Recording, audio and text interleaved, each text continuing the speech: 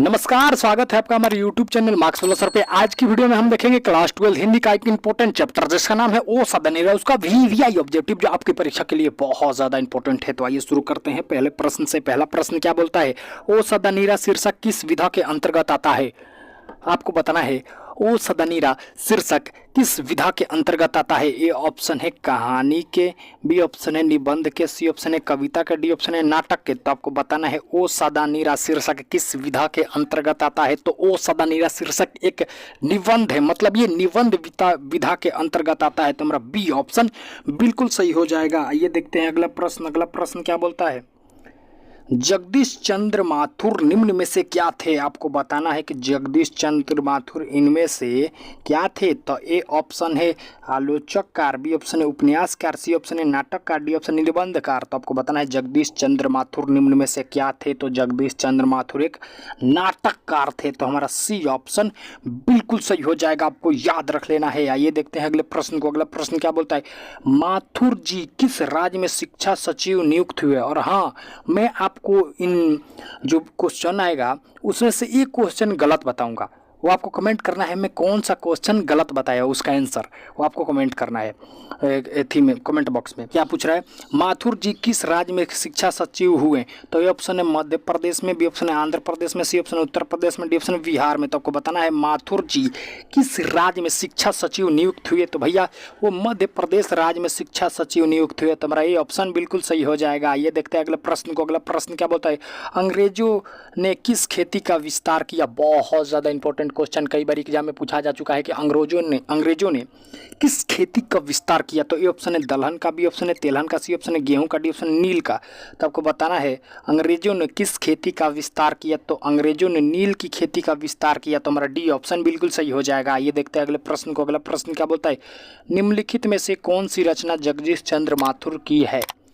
आपको बताना है इनमें से कौन सी रचना जगदीश चंद्र माथुर की है। तो ए ऑप्शन है जूठन, बी ऑप्शन है ओ सदनीरा, सी ऑप्शन है रोज, डी ऑप्शन सिपाही की। मैं तो जानते ही होंगे भैया, ओ सदनीरा को जगदीश चंद्र माथुर ने लिखा है। तो हमारा बी ऑप्शन एकदम सही हो जाएगा। तो आइए देखते हैं अगले प्रश्न को। अगला प्रश्न क्या बोलता है, पुंडलिक जी कौन थे। आपको बताना है पुंडलिक जी कौन थे। ए ऑप्शन है चिकित्सक, बी ऑप्शन है गाँव का मुखिया, सी ऑप्शन है शिक्षक, डी ऑप्शन है नेता। तो आपको बताना है पुंडलिक जी कौन थे। तो पुंडलिक जी के एक शिक्षक थे। तो हमारा सी ऑप्शन बिल्कुल सही हो जाएगा। आइए देखते हैं अगले प्रश्न को। अगला प्रश्न क्या बोलता है, माथुर जी को भीति भरवा में कौन मिला। आपको बताना है माथुर जी को भीति भरवा में कौन मिला। ए ऑप्शन है गांधी जी, बी ऑप्शन है गोखले जी, सी ऑप्शन है पुंडलिक जी, डी ऑप्शन इनमें से कोई नहीं। तो आपको बताना है माथुर जी को भीति भरवा में कौन मिला। तो उन्हें पुंडलिक जी मिले। तो हमारा सी ऑप्शन बिल्कुल सही हो जाएगा। ये देखते हैं अगले प्रश्न को। अगला प्रश्न क्या बोलता है, निम्नलिखित में से कौन सी उपाधि माथुर जी को मिली। आपको बताना है इनमें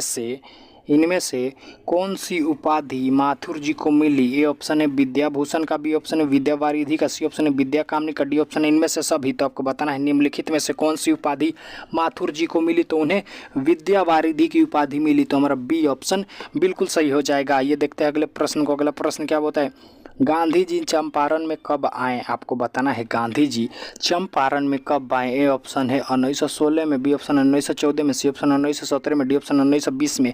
तो आपको बताना है गांधी जी चंपारण से कब आए। तो वो भैया अप्रैल 1917 में आए। तो हमारा सी ऑप्शन में बिल्कुल सही हो जाएगा। ये देखते हैं अगले प्रश्न को। अगला प्रश्न क्या बोलता है, तीन कठिया प्रथा का संबंध है। आपको बताना है तीन कठिया प्रथा का संबंध है। ए ऑप्शन है दाल से, बी ऑप्शन है नील से, सी ऑप्शन है मसाला से, डी ऑप्शन है तंबाकू से। तो आपको बताना है तीन कठिया प्रथा का संबंध है। तो तीन कठिया प्रथा का संबंध नील की खेती से था। तो मतलब हमारा बी ऑप्शन बिल्कुल सही हो जाएगा। ये देखते हैं अगले प्रश्न को। अगला प्रश्न क्या बोलता है, बराज कहाँ बन रहा था। आपको बताना है कि बराज कहाँ बन रहा था। ए ऑप्शन है बेलगांव में, बी ऑप्शन है अमोलवा में, सी ऑप्शन है भैंसा लोटन में, डी ऑप्शन है भीति भरवा में। तो आपको बताना है बराज कहाँ बन रहा था। तो वो भैया बराज भैंसा लोटन में बन रहा था। तो हमारा सी ऑप्शन बिल्कुल सही हो जाएगा। ये देखते हैं अगले प्रश्न को। अगला प्रश्न क्या बताए, जगदीश चंद्र माथुर का जन्म कब हुआ।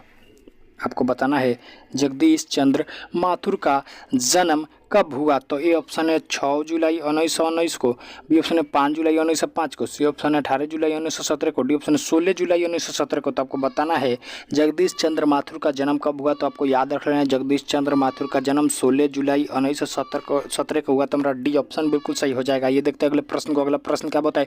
ओ सदानीरा किसे निमित्त बनाकर लिखा गया है? आपको बताना है ओ सदानीरा किसे निमित्त बनाकर लिखा गया है, मतलब किसको देख कर लिखा गया है। तो ए ऑप्शन है महानदी को, बी ऑप्शन है गंगा को, सी ऑप्शन यमुना को, डी ऑप्शन है गंडक को। तो आपको बताना है ओ सदानीरा किसे निमित्त बनाकर लिखा गया है। तो भैया वो गंडक नदी को निमित्त बनाकर लिखा गया है। तो हमारा डी ऑप्शन बिल्कुल सही हो जाएगा। ये देखते हैं अगले प्रश्न को। अगला प्रश्न क्या होता है?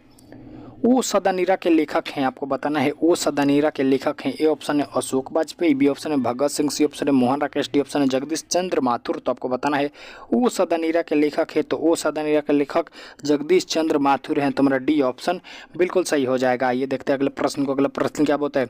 10 तस्वीरें के रचनाकार कौन है? आपको बताना है 10 तस्वीरें के रचनाकार कौन है। ए ऑप्शन है अशोक वाजपेयी, बी ऑप्शन है भगत सिंह, सी ऑप्शन है मोहन राकेश, डी ऑप्शन है जगदीश चंद्र माथुर। तो आपको बताना है 10 तस्वीरें के रचनाकार कौन है। तो भैया जगदीश चंद्र माथुर जी हैं। तो हमारा डी ऑप्शन बिल्कुल सही हो जाएगा। ये देखते हैं अगला प्रश्न। अगला प्रश्न क्या होता है? थारन शब्द किस शब्द से विकसित हुआ है? आपको बताना है थारन शब्द किस शब्द से विकसित हुआ है। ए ऑप्शन है थार से, बी ऑप्शन है थल से, सी ऑप्शन है स्थल से, डी ऑप्शन है स्थान से। तो आपको बताना है थारन शब्द किस शब्द से विकसित हुआ है। तो वही थार शब्द से विकसित हुआ है। तो हमारा ये ऑप्शन बिल्कुल सही हो जाएगा। ये देखते हैं अगले प्रश्न को। अगला प्रश्न क्या होता है?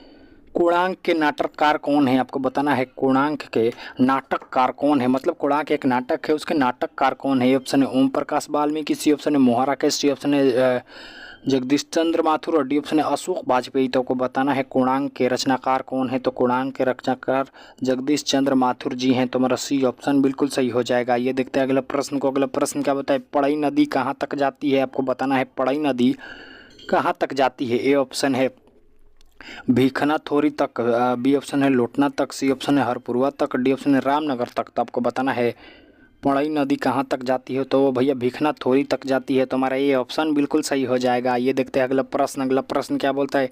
चंपारण क्षेत्र में बाढ़ का मुख्य कारण है।